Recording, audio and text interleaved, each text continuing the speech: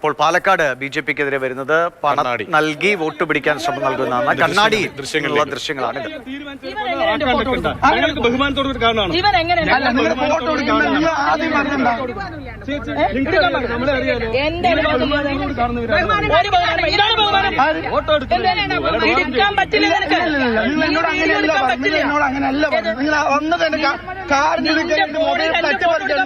എന്റെ മൊബൈൽ തട്ടിപ്പറിക്കണം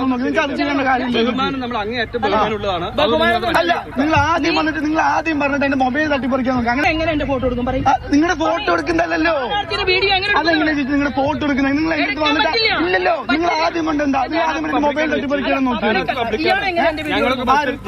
നിങ്ങൾ പൈസ കൊടുത്തല്ലേ ചോദിക്കുന്നത്? എന്റെ മൊബൈലിൽ വിവരങ്ങളുമായിട്ട് ഗൂഗിൾ ഇപ്പോൾ കോൺഗ്രസ് പ്രവർത്തകരുടെ ഫോണിൽ നിന്നുള്ള ദൃശ്യങ്ങളാണ് നമ്മൾ കാണുന്നത്. അതുകൊണ്ടാണ് പെട്ടെന്ന് ശോഭാ സുരേന്ദ്രൻ ചാടി അങ്ങോട്ടേക്ക് വരുന്നത്. ഇവരായി തർക്കത്തിൽ ഏർപ്പെടുന്ന ദൃശ്യങ്ങളാണ്. എന്താണ് ഇതിന് മുൻപ് നടന്നത്, അതിനുശേഷം നടന്നത് എന്താണ്?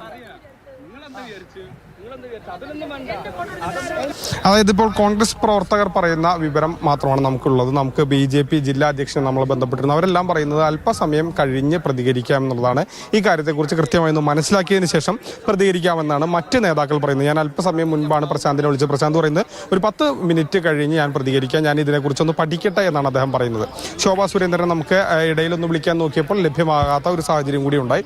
ഏതായാലും ഇവിടെ ഈ കണ്ണാടി പ്രദേശത്താണ് ഇങ്ങനെയൊരു ആരോപണത്തിന് ഉണ്ടായ ഒരു സാഹചര്യം ഉണ്ടായത്. അതായത് ശോഭ ഇവിടെ അടുത്തൊരു മരണ വീട്ടിലെത്തി വരികയായിരുന്നു. ഇന്ന് നിശബ്ദ പ്രചരണത്തിന്റെ ദിവസമാണ്.